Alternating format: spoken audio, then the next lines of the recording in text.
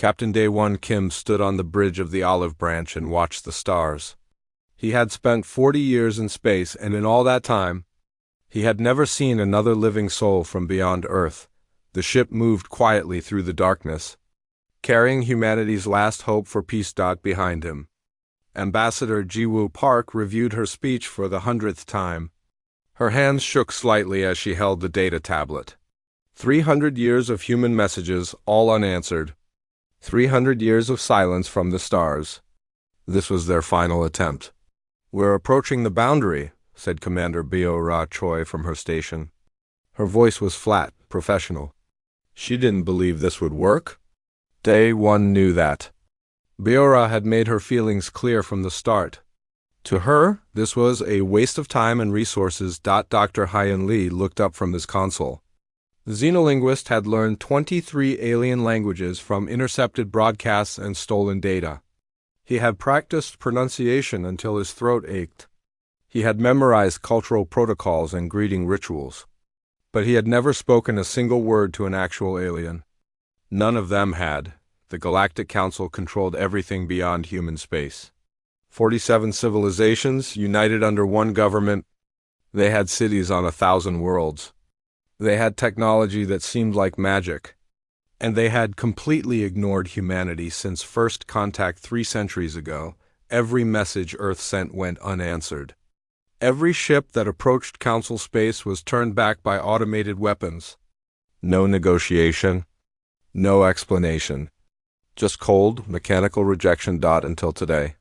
"They're letting us through," Bao-Ra said. She sounded surprised. The defensive satellites that had blocked human ships for generations simply moved aside. The olive branch sailed forward into Council space. Into history. Day 1 felt his heart race. Maybe this time would be different. Maybe after 300 years. The Council was finally ready to listen. The station at Kepler 442b was massive. It stretched across space like a city made of light and metal. Thousands of ships moved around it, from civilizations humanity had only seen in distant photographs. The olive branch looked tiny and crude next to them. "Docking permission granted," Hyun said, translating the Council's message. "Bay 47? We're to proceed immediately to the Council chamber." Wu stood up. She wore formal diplomatic robes, Earth's finest. Her face was calm, but Day 1 could see the tension in her shoulders. Everything depended on what happened next. They docked smoothly. The airlock connected. Day 1, Ji-Woo, Hyun, and Bio-Ra walked through together. The first humans to ever set foot on a Council station. The corridors were empty. Their footsteps echoed in the silence. Holographic signs pointed them toward the Council chamber, but they saw no one. No aliens rushing past? No crowds. No life. "Where is everyone?" Ji-Woo whispered. "I don't know," Hyun replied. His voice sounded small in the vast emptiness. The Council chamber was enormous. It could have held thousands. Seats rose up in circular rows, designed for bodies of every shape and size. At the center was a speaking platform, and above it 47 camera drones floated in the air, their lenses watching. "They're not here," Burr said. "They're not even here." Ji-Woo walked slowly to the center platform. Her footsteps were the only sound in the massive empty room. She looked up at the cameras and took a deep breath. "Honored members of the Galactic Council," she began. Her voice was strong. "I come before you as the representative of humanity. We are a young species, but we come in peace. We have tried for 3 centuries to open dialogue with you. We have sent messages of friendship. We have offered our culture, our art, our science. We have asked only to be heard." The cameras watched silently. "Today I bring you our final offer." Ji-Woo activated a hologram. Data filled the air around her. Complete trade agreements, cultural exchange programs, military non-aggression pacts. We offer our technology freely. We ask for nothing but the chance to join the community of civilized worlds. She spoke for 20 minutes. She presented every argument for peace. She showed humanity's achievements and potential. She appealed to logic, to compassion, to mutual benefit. The cameras recorded everything and said nothing. When Wu Wu finished, silence filled the chamber. She stood alone under the watching lenses, waiting. 1 minute passed. Then 5. Then 10. Maybe they need time to discuss, Hyan offered weakly. Then the cameras spoke. All 47 at once, in 47 languages that Hyan had studied. Proposal acknowledged. Rejected. Depart immediately. That was all? 9 words. 300 years of waiting, and humanity got 9 words. Wait, Zhiwu called out. Please, can we discuss this? Can you tell us why? What have we done wrong? How can we? The cameras went dark. One by one, their lights turned off. The chamber was silent again. Bora grabbed Zhiwu's arm. We need to leave, now. They ran back through the empty corridors. The station felt hostile now, like they were trespassing. Alarms began to sound behind them. Automated systems were waking up. Day 1 reached the airlock first and pulled it open. They tumbled through, and the olive branch detached as weapons platforms began tracking them. Get us out of here. Day 1 ordered. The ship jumped to faster than light. Speed just as warning shots streaked past them. In the quiet after their escape, the 4 of them sat on the bridge in shock. Zhiwu stared at her hands. Hyan looked at the floor. Even Biora, who had expected failure, seemed shaken by how complete it was. 300 years? Zhiwu said quietly. We waited 300 years. We prepared. We practiced. We brought our best offer. And they couldn't even be bothered to show up. Day 1 had no answer. What could he say? That it would be okay? That humanity would find another way? He didn't believe it himself. The journey back to Earth took 3 weeks. 3 weeks of silence on their own ship, reflecting the silence they'd received from the galaxy. When Earth came into view, Day 1 felt a strange mix of relief and sadness. Home looked so small, so alone. One blue planet in the darkness, and the rest of the universe wanted nothing to do with them. Captain, Hyan said as they approached Earth orbit, I've been analyzing the Council's response. The way they phrased it, the timing. It wasn't personal. What do you mean? Day 1 asked. It was automated. Like everything else they've used against us? I don't think any actual council members even watched the ambassador's speech. We spoke to empty cameras and got a computer's reply. Somehow, that made it worse. Humanity didn't even rate attention from real beings. They were so insignificant that machines could handle them. The olive branch landed at the United Earth Space Command. News crews waited. Billions of people across Earth watched as the crew DISEMBA RKED. Ambassador Zhiwu walked down the ramp and faced the cameras of her own world. They asked her the question everyone wanted to know. What did the council say? Zhiwu looked tired. Older than when she'd left? They said no, she replied. And then they said nothing else. That night, protests erupted in cities across Earth. Some people wanted to try again. Some wanted to give up, and some wanted something else entirely. Something humanity had tried to avoid for 300 years. In his apartment, Day 1 watched the news and felt the mood of his world shift. Humanity had tried peace. They had tried patience. They had tried humility, and the galaxy had answered with silence. Now, Day 1 suspected humanity would find a different answer. One the council might not like nearly as much, but at least he thought it would make them pay attention. Admiral Taeyang Song stood in the war room deep beneath Geneva and studied the holographic map of known space. Red markers showed council territory. It covered most of the galaxy. The blue markers showing Earth looked pathetically small in comparison. They have 10,000 warships, said Colonel Haijin Bei, reading from her report. Maybe more. We have 200, and most of those are planetary defense craft.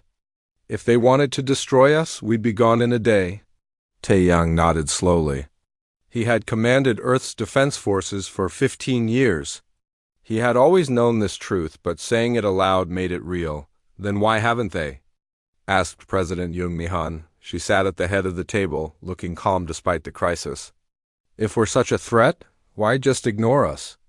That's what we need to understand, Taeyang replied. Dr. Sang Woo-Yun cleared his throat. The historian had spent weeks researching this question. He pulled up his own display, showing centuries of data. I believe I have an answer, Feng Wu said. It's not personal. It's policy. Everyone leaned forward. The council has categories for all intelligent life, Feng Wu explained. Council species are full members. Uplifted species were given technology by council members and serve them. Client species are protectorates, still developing under council supervision. And uncontacted species are left alone until the council decides they're ready. Which are we? Young Mi asked. None of them. That's the problem. Sang Wu changed the display. Humanity developed space travel independently. We weren't discovered by the council. We weren't given their technology. We found them on our own. That makes us an anomaly. So they don't know what to do with us? Young Mi said. Worse than that? Sang Wu pulled up intercepted communications. I've been analyzing leaked council documents. They have a term for species like us. They call us uncontrolled emergence, and there's a standard protocol for dealing with it. The room went quiet. Quarantine, Feng Wu said. Complete isolation. They trap the species in their home system and wait. Wait for what? Haijin demanded. For us to destroy ourselves or for us to stagnate. Either way, we stop being a problem. Young Mi stood up abruptly. That's insane. We've never threatened them. We've never done anything hostile. It doesn't matter, Sang Wu replied. Every species that reached the stars independently, without council guidance, has been treated the same way. Some were quarantined 1,000 years ago. They're still trapped. Taeyang felt cold. You're saying we're in a cage? We just didn't know it yet? Not just a cage, Sang Wu said. He brought up new data. A prison. 3 weeks ago, I sent scout ships to the edge of our space. All of them detected something, buoys, thousands of them, forming a sphere around human territory. The hologram showed them. Small devices, barely visible, scattered across light years. Together they formed a perfect boundary. What do they do? Young Mi asked, though her voice suggested she already knew. They monitor everything. Any ship that crosses the boundary is marked. If it continues, it's destroyed. We tested it. Sang Wu looked down. We lost 3 drone ships. They were obliterated the moment they went too far. The room erupted in angry voices. Taeyang raised his hand for silence. Does the council know we've discovered this? I don't think they care, Sang Wu replied. The quarantine isn't secret. It's just invisible unless you look for it. Most trapped species probably never even realize they're contained. They think space is empty because they never try to explore far enough. Young Mi walked to the hologram and touched the red boundary. 300 years. We thought they were ignoring us, but they were watching all along. Making sure we stayed in our box. What do we do? Haijin asked. If we try to break out, they'll destroy us. If we stay, we're trapped forever. Everyone looked at Young Mi. The president of Earth stood silently, thinking. Finally, she spoke. We need more information. We need to know if others have tried to break free. We need to know if anyone succeeded. She turned to Taeyang. Can you send a stealth ship beyond the boundary? It's dangerous, Taeyang replied. But I have someone in mind. Captain Jin Ho Quan, he's commanded stealth missions before. If anyone can slip past council sensors, it's him. Then send him, Young Mi ordered. Tell him to find the truth. How many other species are trapped like us? What happened to those who tried to escape? And most importantly, is there a way to win? 2 weeks later, the stealth ship Prometheus left Earth. Captain Jin Ho Quan and his crew of 12 volunteers knew they might never return. The ship used new technology designed by engineer Sora Nam. It bent light around itself and scattered its energy signature. On sensors, it would look like nothing more than space dust. They crossed the boundary slowly. Waiting for the automated defenses to react, nothing happened. We're through, Sora said, her voice filled with amazement. We actually made it. Jinho let out a breath he didn't know he'd been holding. Stay alert. Just because they haven't killed us yet doesn't mean they won't. The Prometheus sailed deeper into Council space, mapping as it went. What they found shocked them. Other quarantine zones. Dozens of them. Each one surrounded a star system. Each one contained a trapped species that had developed space travel on their own. Some of the zones were ancient, thousands of years old. Look at this, Sora said, pulling up data. This system here. The markers call them the Vel. They've been sending out messages for 800 years. Asking for contact. Offering friendship. She paused. No one ever answered. Jinho felt sick. 800 years of pleading into the void. They found worse. One quarantine zone was empty. The entire system had been sterilized. No planets. No moons. Just debris and radiation. What happened here? A crew member asked. They tried to break out, Jinho said quietly, reading the ancient battle markers. 200 years ago. A species called the Court. They built a war fleet and tried to force their way into Council space. How long did they last? 3 weeks. Then the Council destroyed everything. Their ships, their colonies, their homeworld. They left nothing but a warning. The crew of the Prometheus fell silent. This was the price of defiance, but they also found something else. Something unexpected. The Council's defensive network was automated. Completely automated. There were no patrol ships, no guards, just machines following instructions programmed long ago. They don't even patrol their own territory, Sora said. The network is self-maintaining. It predicts threats and eliminates them. But there's no actual Council presence here. Jinho studied the data carefully. There are gaps.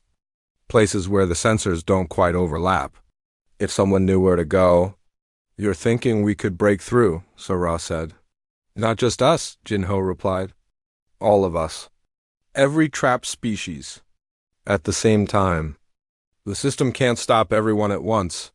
They gathered more data for 3 months, moving carefully through Council space. They documented everything. The quarantine zones. The defense network. The gaps in coverage. The destroyed civilizations. The still hopeful ones.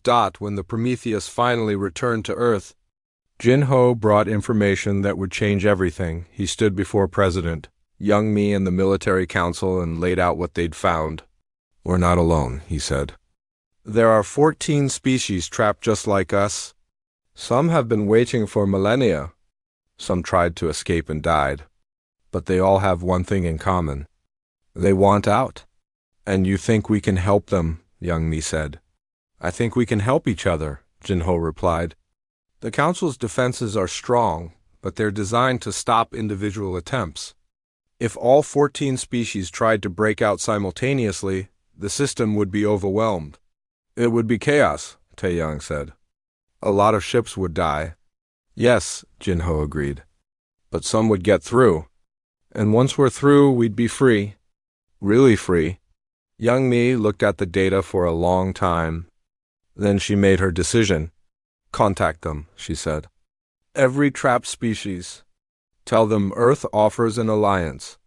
Tell them we're tired of being silent. And tell them that if they're willing to fight, we'll fight together. Jinho saluted. Yes, Madam President. As he left to begin the most dangerous diplomatic mission in human history, Young Mi turned to look out at the stars. Somewhere out there, the Council sat in their comfortable cities, believing their machines would keep them safe forever. They were about to learn that cages only work until someone finds the key. And humanity had just found it. Ambassador Yunji-Oh had never felt so small. Her ship, the Whisper, drifted silently toward the Vel quarantine zone. She was about to make first contact with an alien species, something humanity had dreamed about for centuries. But these weren't the circumstances anyone had imagined. We're being scanned, said her pilot. Lieutenant Minesio Park. Their detection systems are primitive, but they're thorough. Don't do anything aggressive, Unji replied. We're here as friends. The Vel had been trapped for 800 years. In all that time, they had never stopped broadcasting messages of peace into the silent galaxy. Every day for 8 centuries they had asked the same question, "Is anyone there?" Today, finally, someone would answer. A Vel patrol ship appeared. It was boxy and inefficient, built from whatever materials they had available in their limited system. It moved cautiously toward the Whisper.eu. Unjai activated the communication system. She had practiced the Vel language for months, learning from their broadcasts. "Vel vessel, this is Ambassador Yunji-O of Earth. We come in peace. We have heard your messages. You are not alone." Silence. Then a voice responded, speaking hesitantly. "Earth, we do not know this name. You are real? Not another council test?" "We're real," Yunji replied. "We're trapped just like you. But we have a plan to free everyone." It took hours to convince them. The Vel had learned to be suspicious. The council had never responded to their messages, but they had tested them. False hope offered and then crushed. Automated systems pretending to be friendly voices, only to attack when Vel ships approached, but eventually Unji convinced them. She showed them data from the Prometheus mission. She showed them the other quarantine zones. She showed them that Earth was real and that humans understood their pain. "We want to help," Unji said. "But we need your help too." The Vel commander, whose name translated roughly as "wind on water," seemed to deflate. "We tried to break out once. 300 years ago. They destroyed half our fleet before we even crossed the boundary. We barely survived." "That's because you tried alone," Yunji replied. "We're gathering everyone.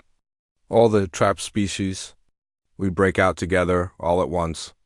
The defenses can't stop all of us." "Many will die," Wind on Water said. "Yes," Yunji agreed. "But the alternative is staying in this cage forever." Wind on Water was quiet for a long time. "Then, how long do we have to decide?" 3 months, Yunji replied. "That's when we launch Operation Lighthouse. Will you join us?" "I will take this to our council," Wind on Water said. "But Ambassador Yunji-O of Earth, I think you will have your answer soon." The Whisper moved on to the next quarantine zone. This one contained the Court, the insectoid species that had tried military expansion 200 years ago. Most of their civilization had been destroyed in the Council's response. But some had survived. The Court were not friendly. Their first response was to target the Whisper with weapons. "This is Ambassador Yunji-O of Earth," she broadcast.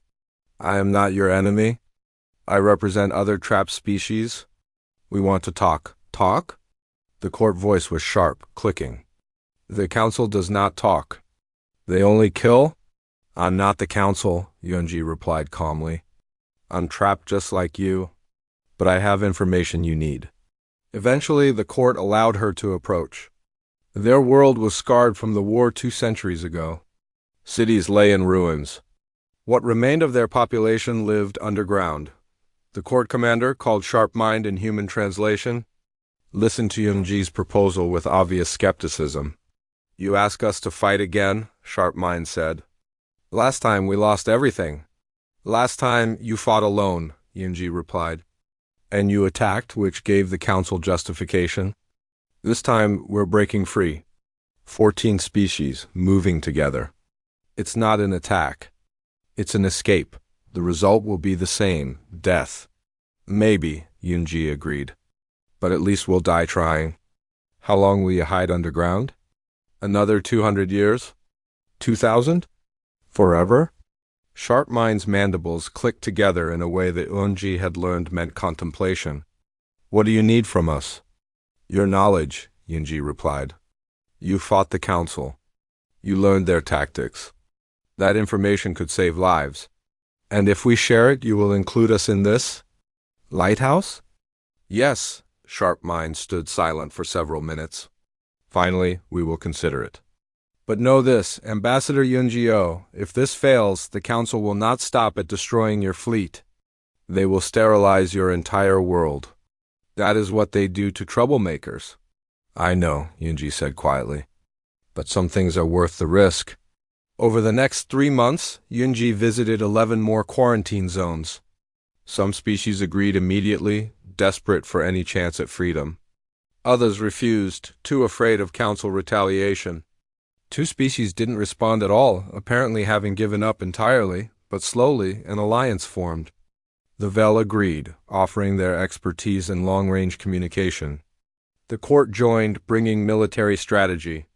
Others added their own strengths: engineering, medicine, mathematics. Each trapped species had spent generations developing their own technologies in isolation. Together, they might be enough. Back on Earth, Director Minji SCO coordinated the scientific effort. Her team at the United Science Division worked 20-hour days, analyzing data from every species in the Alliance. We're reverse engineering Council technology from salvaged debris, Minji explained to President Youngmi during a briefing. Every time the automated defenses destroyed a ship, they left pieces behind. We've been studying those pieces. Can we match their weapons? Youngmi asked. No, Minji admitted. But we don't need to match them. We just need to survive long enough to get through. So we're focusing on shields and speed? Engineer Sora Nam had designed a new shield system based on Vel technology and human innovations. It wouldn't stop Council weapons, but it might deflect them long enough to matter. Meanwhile, Admiral Taeyang prepared the fleet.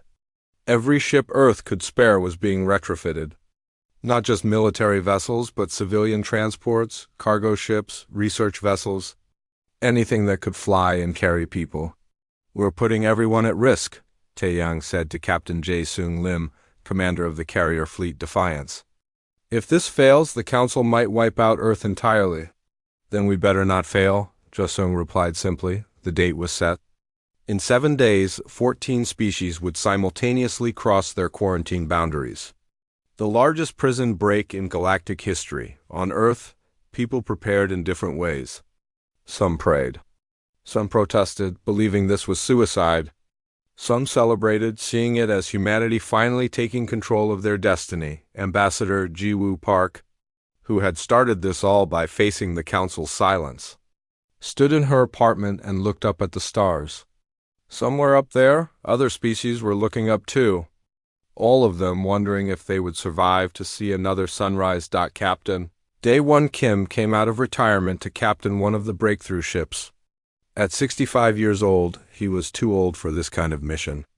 But he had spent 40 years trying to make peaceful contact with the galaxy. If that peace had to be won through defiance, then he would be part of it. Dr. Hyan Lee, the xenolinguist who had once practiced alien languages with no one to speak to, now coordinated communications between 14 different species. He spent his days teaching humans how to understand their new allies, and teaching those allies about humanity. The galaxy had forced them all into isolation. But isolation had made them resourceful. It had made them determined.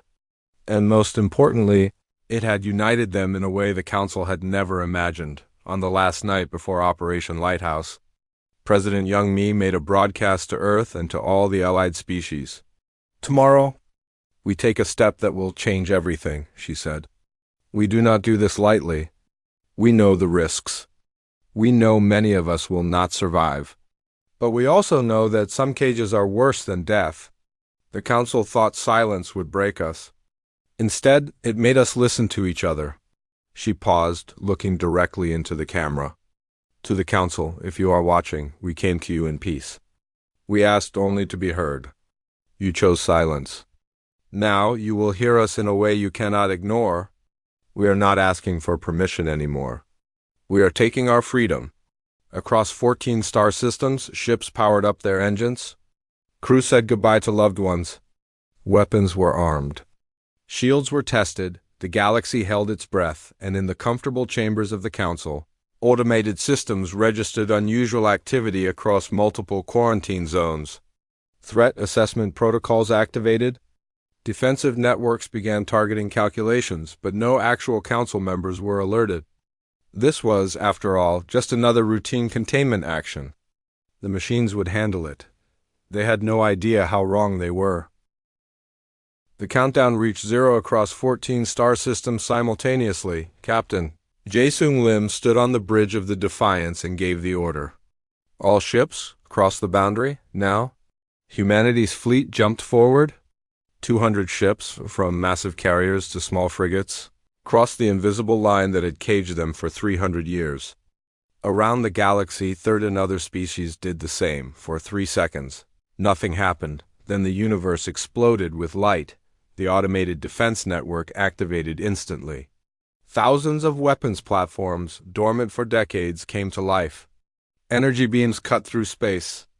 Missiles launched from hidden positions. The Council's machines did what they had been programmed to do: eliminate the threat. "Shields up!" Jae-sung shouted. "Evasive maneuvers." The Defiance rocked as a blast struck its shields. Alarms screamed. Around them, other ships weren't so lucky. The transport vessel Morning Star disintegrated in a flash of light. The frigate Determination broke apart. Within the first minute, 20 human ships were gone. "Keep moving," Jae-sung ordered. "We have to get through." On Earth, Admiral Taeyang watched the battlefield with his fists clenched. Every blip that disappeared from the screen was a ship. Every ship was a crew. People he had trained. People who trusted him. "Sir, we're losing 30% of the fleet," Colonel Hai-Jin-bei reported. "I know," Taeyang said quietly. "But look at the other zones." The Vel were pushing through their boundary with 50 trade ships. Slower than human vessels, but heavily armored. They absorbed hits that would have destroyed other ships. 15 Vel ships died, but 35 broke through. The court attacked with characteristic aggression. Their war spheres were ugly and brutal, but they knew how to fight. They had learned from their defeat 200 years ago. This time they used swarm tactics. Overwhelming individual defense platforms with numbers. Species after species crashed through their cages. Some lost more ships than others. 2 species lost everything and were wiped out in the first 10 minutes. But most made it through. The Council's defensive network was doing exactly what it was designed to do. But it had never been designed for this. 14 simultaneous breaches across the galaxy. Thousands of targets, all moving at once. The machines couldn't stop them all. "We're through," shouted the navigator on the Defiance. "We're past the quarantine boundary?" A ragged cheer went up from the crew, but Jae-sung cut it short. "Stay alert. We need to regroup." On the Whisperer, Ambassador Yoonji broadcast on all frequencies. "All Allied ships, converge on Rally Point Alpha. Medical ships, prepare to receive wounded." We made it. Phase 1 is complete. But Phase 1 had cost them dearly. Of the 14 species that attempted the breakout, 12 had survivors. 2 were completely destroyed. Humanity had lost 80 of their 200 ships. The Vel lost 15 of 50. The court lost 40 of 60. In total, nearly 1,000 ships and hundreds of thousands of lives were gone, but the survivors were free. For the first time in their history, they sailed in space that no longer belonged to anyone. Space that was truly open. "This is Captain Dae-won Kim to all human vessels," Dae-won broadcast from his ship, the Pioneer. "Honor the fallen by surviving. Regroup and prepare for Phase 2. Phase 2 was what came next. Because breaking out of the cage was only the first step. In the council chambers at Kepler 442b, alarms finally reached actual living beings. For the first time in centuries, the automated systems had failed to contain a threat. Council members rushed to their stations in confusion. "What's happening?" demanded Council Speaker Vaishon, a tall being with silver skin and 3 eyes. "Multiple quarantine breaches," reported the security coordinator. 14 zones. Thousands of ships. Most of the automated defenses were destroyed or disabled. "That's impossible," Vaishon said. "Those defenses have held for millennia. They've never faced coordinated action before," the coordinator replied. The quarantine species formed an alliance. They broke out together. The council chamber fell silent as they absorbed this. It had been so long since anyone challenged them that they had forgotten it was possible. "Mobilize the defense fleet," Vaishon ordered. "Sir, the defense fleet hasn't been used in over a century. Most of the ships are ceremonial. We rely on automated systems for mobilize them anyway," Vaishon interrupted. "And send a message to these refugees. Tell them to return to their systems immediately or face destruction." The message was sent. It reached the Allied fleet at Rally Point Alpha. Captain Jae-sung read it aloud to his crew. "They're ordering us to go back. And if we don't?" asked his executive officer. "Then they'll destroy us themselves instead of letting their machines do it." Jae-sung looked at the message for a long moment. Then he composed a reply. He sent it to President Youngmi for approval. She read it, smiled grimly, and authorized its transmission. The message went out on all frequencies. Broadcasting to the Council and every ship in the Allied fleet. To the Galactic Council. For 300 years, humanity sought peaceful dialogue. We were met with silence. For 800 years, the Vel asked to join your community. You ignored them. For thousands of years, you have imprisoned species whose only crime was developing space travel without your permission. Today, that ends. We are not refugees. We are not criminals. We are free beings, and we claim our right to exist in this galaxy. We will not return to our cages. If you want to stop us, you will have to face us yourselves. Not with machines. Not with silence. With the courage to look us in the eye and justify what you've done. We are waiting. The message was signed by President Youngmi Han of Earth, Wind on Water of the Vel, Sharp Mind of the Court, and the leaders of 9 other species on Kepler 442b. The council members read the message with growing alarm. "This is rebellion," said Council Member Rintal, "a being that looked like crystalline formations given life." "This is embarrassing," corrected Council Member Huvex, whose species resembled floating jellyfish. "How many others are watching?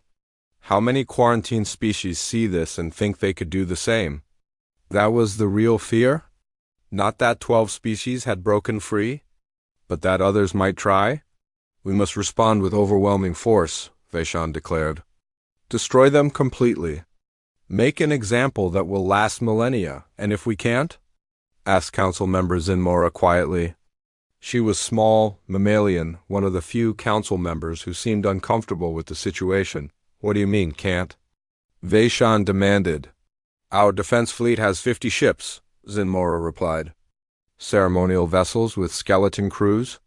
They're for parades, not combat. These refugees have hundreds of ships and they're desperate.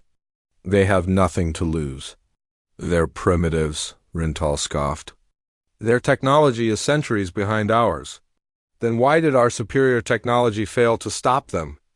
Zinmora asked. That question hung in the air. Finally, Vaishon spoke. "Send the defense fleet. And send a diplomatic envoy. We'll offer them ... negotiation. Stall them while we figure out what to do." At Rally Point Alpha, the Allied fleet waited. Ships from a dozen species floated together, their weapons armed but not firing.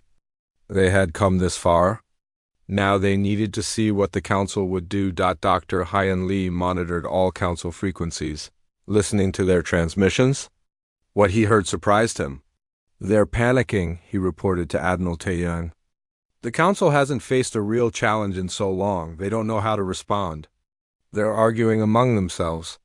"Good," Taeyang replied. "Confusion is better than unity. As long as they're arguing, they're not attacking." On the Pioneer, Captain Day 1 stood with Ambassador Ji Woo. They looked out at the assembled fleet.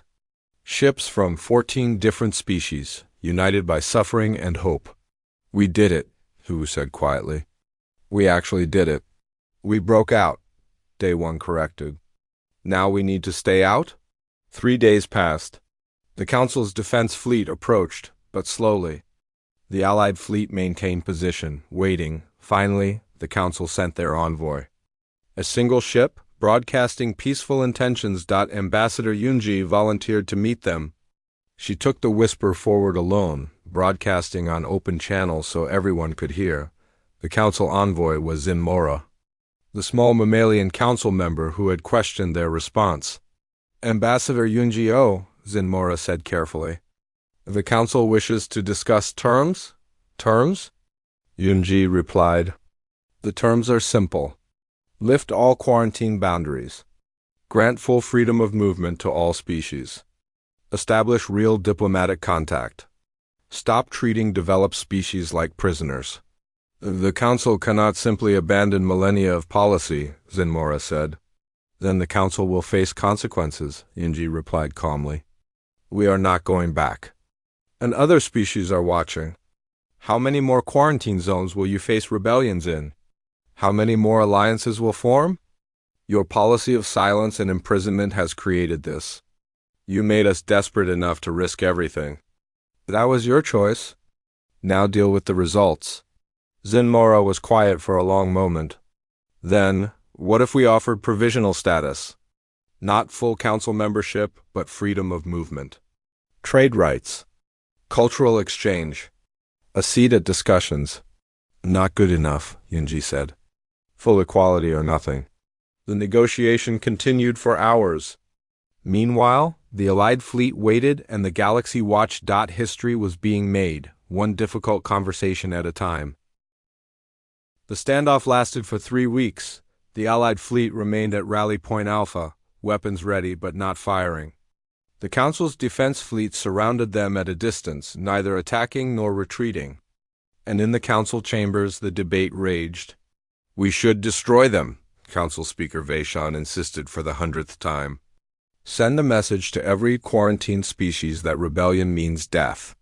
We tried that with the court 200 years ago, Zinmora replied. And now the court are part of this alliance. Force doesn't solve this problem. Neither does negotiation with criminals, Rintal added. They violated quarantine. They destroyed council property.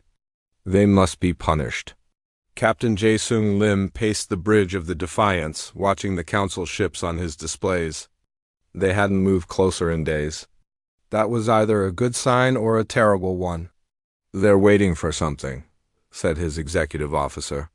The question is what, Jae-Sung replied. Reinforcements? A decision? Or are they just hoping we'll give up and go home? On Earth, people gathered in streets and parks to watch the news feeds. 3 weeks of waiting had everyone on edge. Some believed humanity had won.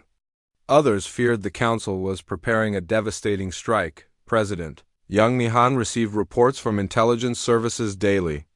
What they showed was fascinating. The council is fragmenting, Director Minji Sao explained during a briefing. Some members want total war. Others want compromise. And a few, like Zinmora, actually seem sympathetic to our cause. Can we exploit that? Young Mi asked. We already are, Minji replied.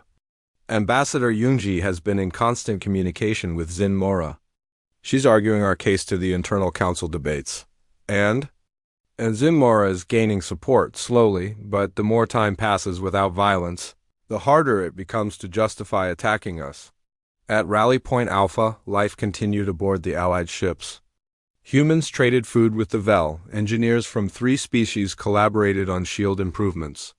Medical staff treated wounded from all the different species. Learning alien biology as they worked. Dr. Hyun Lee spent his days facilitating communication, teaching humans to understand their allies better. He discovered something remarkable. Despite being trapped in isolation for centuries, these species had developed remarkably similar values. A desire for freedom, a hunger for knowledge, a need to connect with others. The council was wrong, Hyun told Captain Day 1. They thought isolation would make us weak or make us destroy ourselves. Instead, it made us resourceful. It made us appreciate freedom. And it gave us common ground. Day 1 nodded. They created the very thing they feared. By caging us, they united us.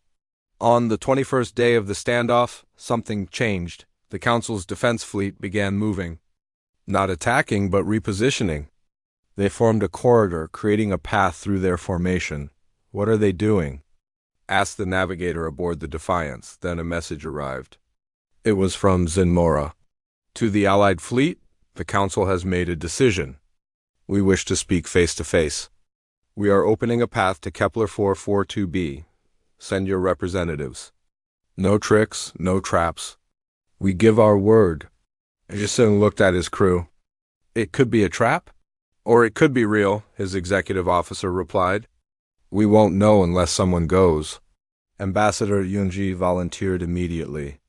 So did Ambassador Jiwoo Park, who had started this by facing the Council's empty chamber 300 years of silence ago. Captain Day 1 insisted on piloting their ship. Dr. Hyun Lee came to translate and mediate. They took the whisper through the corridor of Council ships. Every weapon system tracked them, but none fired. It was the longest flight of Day 1's life. Kepler-442b station looked the same as it had months ago. But this time, when they docked, the corridors weren't empty. Aliens walked past them. Dozens of species, all council members, all staring at the humans with curiosity and wariness. Some looked hostile. Others looked fascinated. A few seemed afraid. The council chamber was full this time. All 47 council members sat in their designated seats. Looking down at the speaking platform where Ji-woo had stood alone before. Now, she walked to the platform with Eunji, Day 1 and Hyun beside her. Representatives from the Vel, the court, and 9 other species joined them. The platform that had once held one lonely human now held delegates from 12 civilizations. Zinmora spoke first. You have forced the council to confront an uncomfortable truth. Our policy of quarantine was designed to maintain stability, to prevent uncontrolled species from disrupting galactic order. But in your suffering you found strength. In your isolation you found allies. And in your desperation you found courage. She paused. Some council members believe you should be destroyed for defying us. Others believe you should be rewarded for your persistence. After 3 weeks of debate, we have reached a compromise. Wei Shan stood, clearly unhappy. The council will lift the quarantine boundaries for all species that participated in the breakout. You will be granted provisional freedom of movement in council space. Trade rights will be established. Cultural exchange will be permitted. That's not enough, Ji-woo said firmly. Her voice echoed in the chamber. We want full equality. Not provisional status. Not second-class citizenship. We want to be treated as equals. You are not equals, Ren-Ta replied coldly. You have not earned it. You have no seat on the council. No voice in galactic policy. You are newcomers demanding the privileges of the ancient. Then make us equals, Yeonji said. Create a new category. Independent species. Give us the rights that come with achieving space travel on our own. Acknowledge that we're different from species you uplifted or discovered. We found you. We reached the stars without your help. That should mean something. The council chamber erupted in arguments. Members shouted in dozens of languages. Hyun translated the key points for his companions. Finally, Zinmora called for order. Enough, let us vote. The proposal is to create a new classification, independent species. These species will have freedom of movement, trade rights, and representation in council discussions, though not full voting membership until they have proven themselves over time. All in favor. The vote was close. 24 in favor. 20 against. 3 abstentions. It passed. Wei Shan looked furious. This is a mistake. You are rewarding rebellion. No, Zinmora replied. We are acknowledging reality. They were never going to accept our cages. Better to work with them than against them. Yu felt tears in her eyes. 300 years. 300 years of trying to reach this moment, but she wasn't done yet. There's one more thing, she said. The other quarantined species. The ones that didn't join the breakout. Will you free them too? The council went silent. They haven't earned freedom, Wei Shan said. Neither had we, Wu replied, until we took it. But they shouldn't have to risk death to be free. If you're acknowledging our right to exist, acknowledge theirs too. That is complicated, Zinmora said carefully. So was this, as you pointed out. But you did it anyway. Another vote. This one took longer. But eventually, grudgingly, the council agreed. All remaining quarantine zones would be lifted. Every trapped species would be given the same rights as the independent species, 40 species, would wake up tomorrow to find their cages gone. The ceremony was simple. Council members signed the documents. The Allied representatives signed, And with those signatures, galactic history changed. As they left the council chamber, Day One looked back one last time. He remembered standing in this station months ago, watching Jiwoo speak to empty cameras. Now the chamber was full. Now people listened. Ask me in 100 years, Day One replied. But right now? Yes, it was worth it. They returned to Rally Point Alpha as heroes. The Allied fleet celebrated. Ships fired their engines in patterns of light.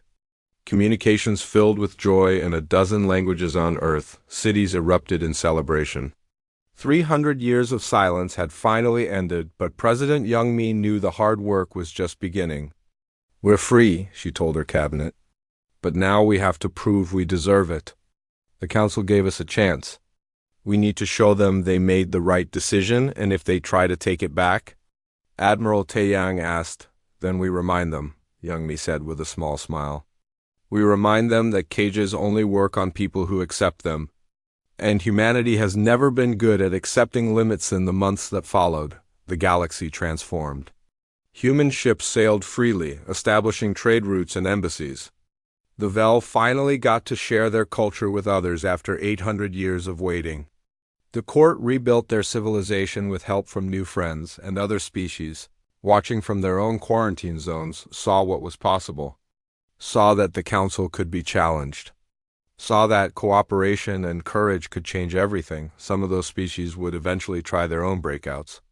But they would find no defenses waiting. The council had learned its lesson. 5 years later, Ambassador Jiwoo Park stood in the council chamber again. But this time she sat in a chair marked Independent Species Representative. She had a voice now. A real one. She thought about that day, 300 years of waiting ago, when she had spoken to empty cameras. She thought about the silence that had answered her, and she thought about Captain Day One's words on the olive branch. Humanity will find a different answer. One the council might not like. But at least it would make them pay attention.